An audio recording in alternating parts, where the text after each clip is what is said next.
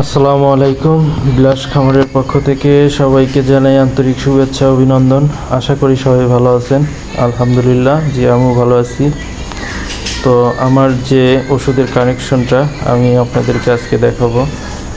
তো প্রথমেই বলে নেই, আমি কিন্তু এখানে ওষুধ এনে রাখি, কারণ কখন কোনটা লাগে, তো লাগলে সেগুলো আমি অবশ্যই ব্যবহার করলে আপনাদেরকে জানাবো। তো তার ভিতরে যে বোতলটা সাদা যে পাউডারের বোতল, এটাতে রেনাসি রাখছি, এটা সবাই জানেন। আর এইটা হলো রেনালাইভ মানে লিভার টনিক।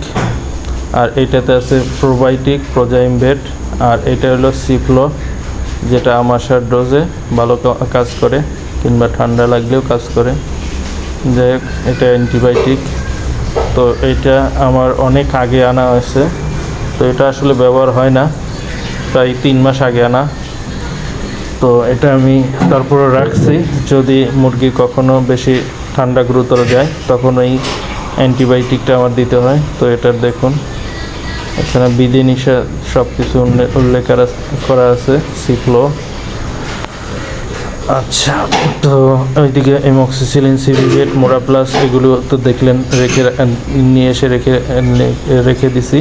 তো কোনো রকম প্রবলেম হইলেই ইনশাল্লাহ চালাবো। তো আর একটা গুড নিউজ হলো, কালকেও বৃষ্টি হয় নাই, তো আজকেও সকাল থেকে বৃষ্টি হয় নাই বলতে আছে গুড়ানির মতো, বাট রোদ আছে বেশি। তো সকাল থেকে রোদ যেহেতু, তো আমি সব দিকে পর্দা উঠাই দিছি।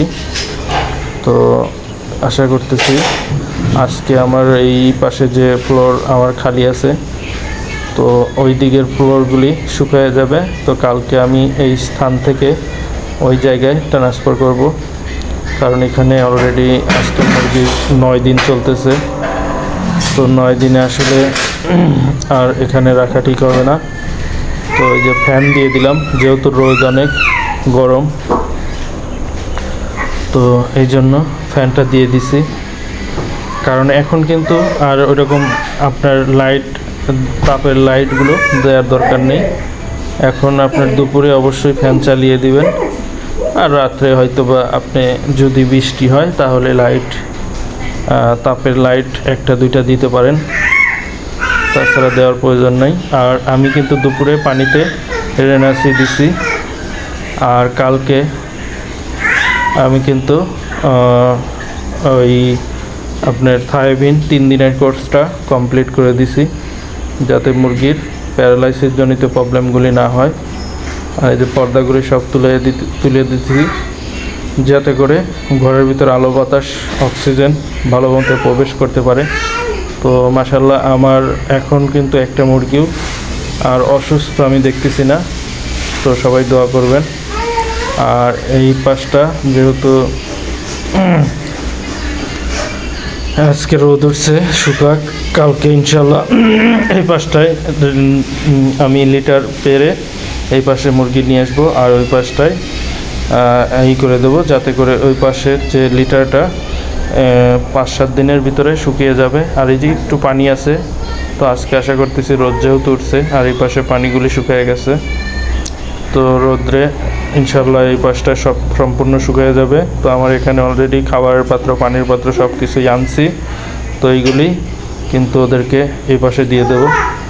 এই পাশের পানির পাত্র, খাবারের পাত্র আর প্রয়োজন হবে না, এখন বড় এইগুলি দিয়ে দেবো। যদিও 12-14 দিনের পরে থেকে আপনাকে বড় পানির পাত্র, খাবারের পাত্র এইগুলি দেওয়ার নিয়ম, কারণ মুরগি আজকে কেবল 9 দিন, তো কালকে 10 দিন।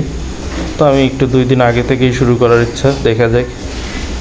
কারণ মুরগি মাশাআল্লাহ ঠিক আছে। আর আশা করতেছি কালকে আপনাদেরকে ওজন করে দেখাবো যে মুরগিগুলি আসলে এই মুহূর্তে কতটুকু ওজন আছে। আর খাবার 1 বস্তা আজকে শেষ হলো, তো কালকে সকাল থেকে আমার নতুন বস্তা হয়তো খুলতে হবে। তো আজকে সারাদিন চলে যাবে, সমস্যা নেই।